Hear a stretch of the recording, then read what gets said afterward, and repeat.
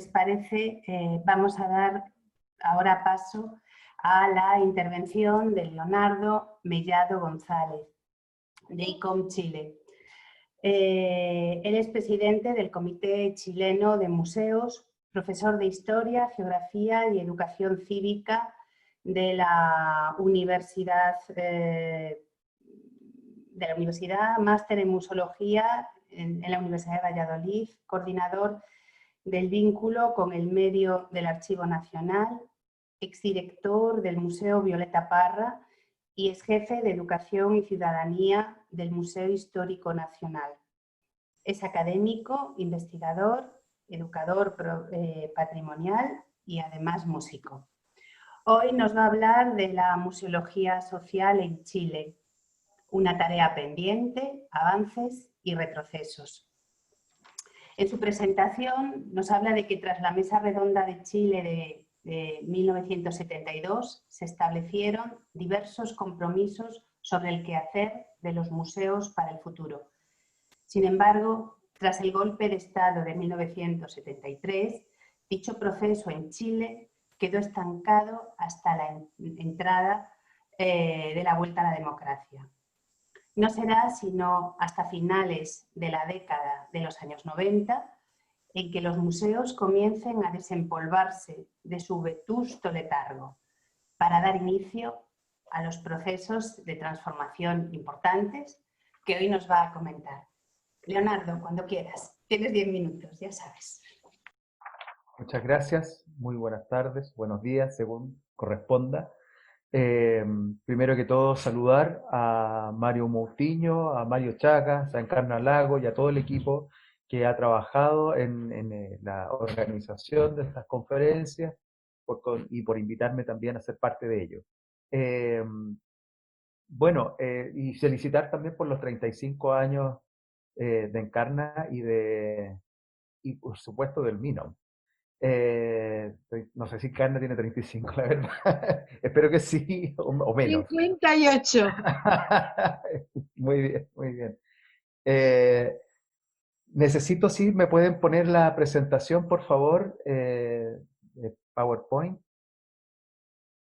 Bueno, Felices 58, que parecen 35 en Encarna, así que muy, muy bien. Tal como se ha señalado, ¿no? Y dentro del marco de esta conferencia internacional, he querido establecer un enfoque desde la museología social en Chile, acentuando algunos aspectos que tienen que ver con tareas pendientes, ¿no? Efectivamente, nuestro país se ha sumado a una serie de transformaciones y cambios en lo que respecta a la museología. Sin embargo, lo que tiene que ver con la museología social propiamente tal, estamos muy al debe. La siguiente imagen, por favor. La próxima diapositiva. Como ustedes bien saben y como ya se ha remarcado en distintas intervenciones, Mario Moutinho al comienzo también hizo el comentario, ¿no?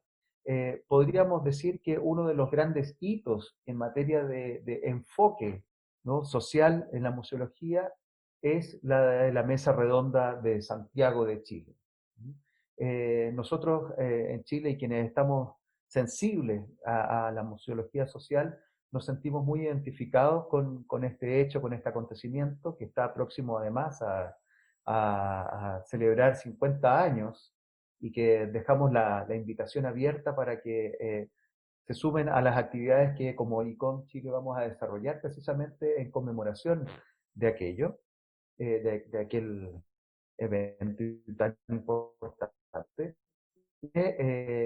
Como se ha dicho, ha sentado las bases en varios aspectos, ¿no?, fundamentales de la museología y que tienen que ver, por supuesto, con la comunidad, con el territorio, ¿no?, y la forma de entender el patrimonio, la vinculación con el mundo rural, la vinculación con el mundo urbano también, el mundo de la ciencia y los especialistas, y por tanto la inter y transdisciplinariedad, etcétera, ¿no? Hay una mirada que es fundamental dentro de esta construcción que nos aporta la Mesa Redonda de Santiago y que de seguro muchas y muchos de ustedes deben conocer.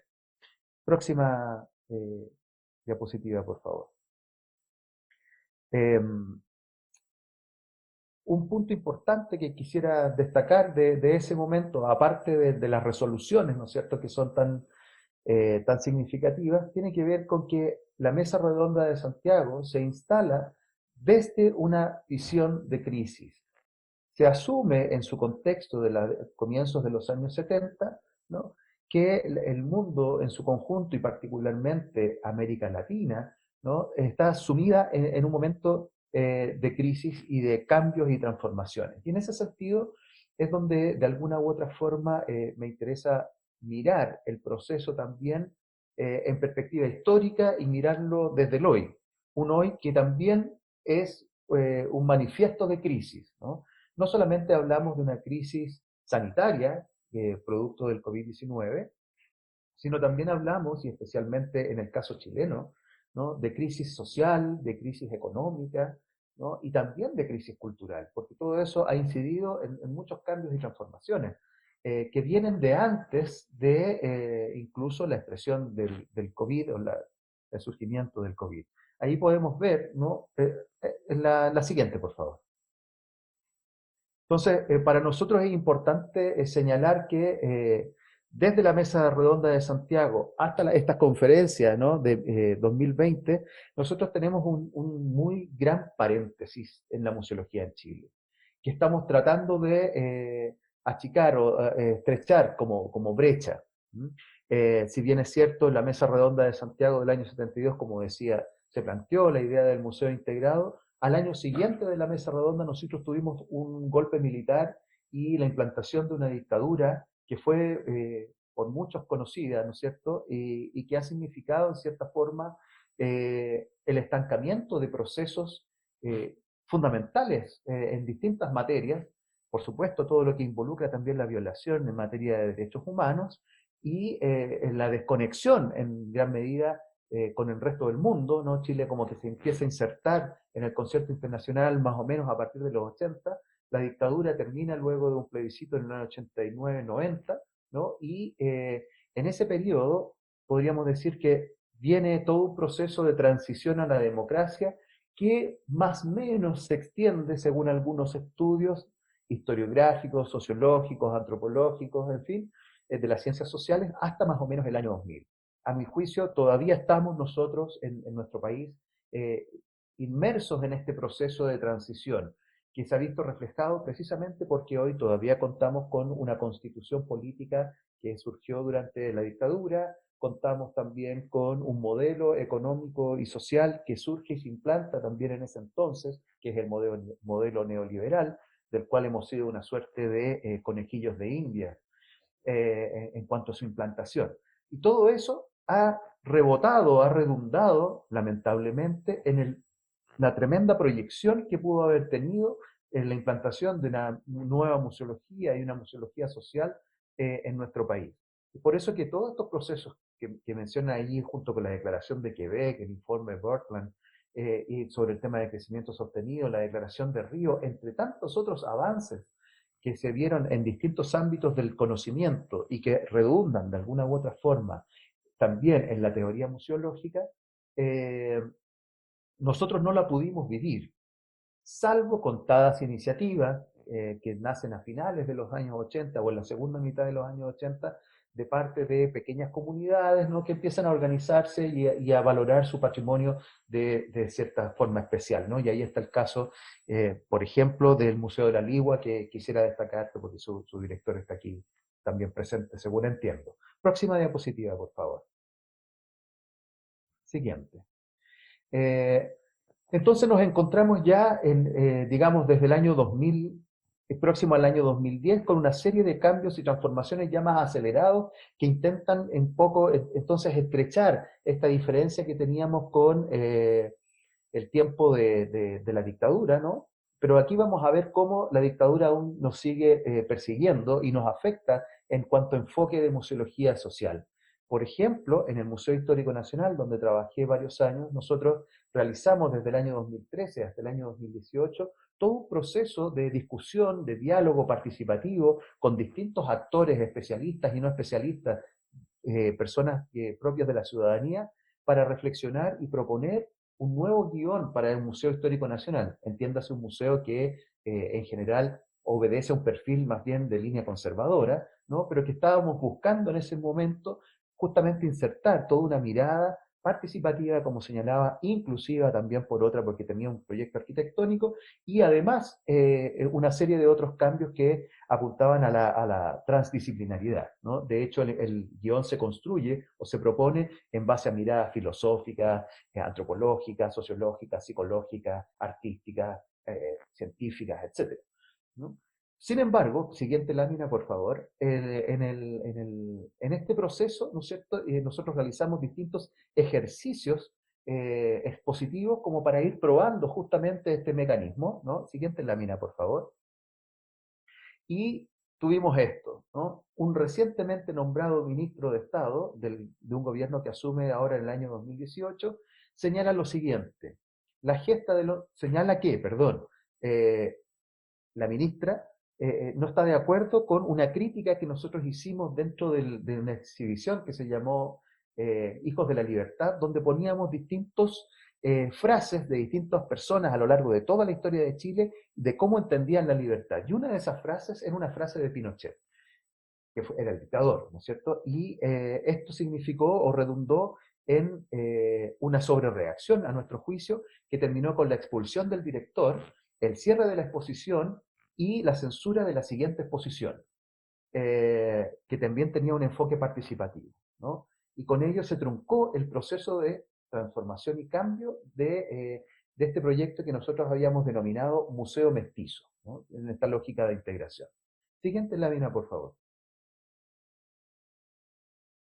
Por otra parte, otro museo emblemático en Chile, ¿no?, que es el Museo de la Memoria de los Derechos Humanos, que justamente se funda en el año 2010 y que justamente apunta al recuerdo, a la conmemoración y al nunca más en materia de violaciones de derechos humanos, que es lo que ustedes están viendo. La siguiente lámina, por favor.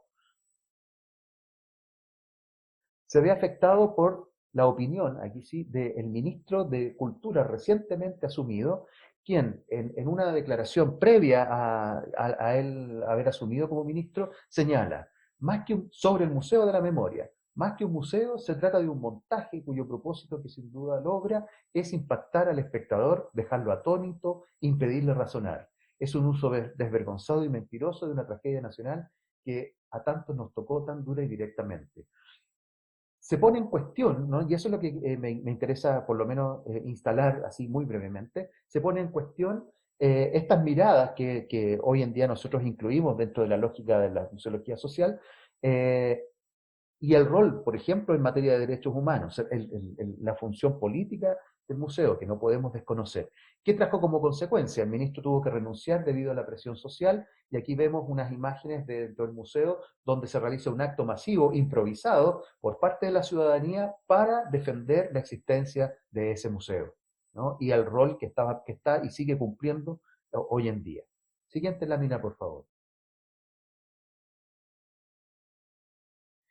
Otro caso interesante es el del Museo Ruca Kimun Tain Bolil de Juan Cayupil Huechicura, más conocido como el Museo Mapuche de Cañete. Un museo que es un museo público, es un museo del Estado, pero es un museo que ha desarrollado todo un trabajo de integración con la comunidad.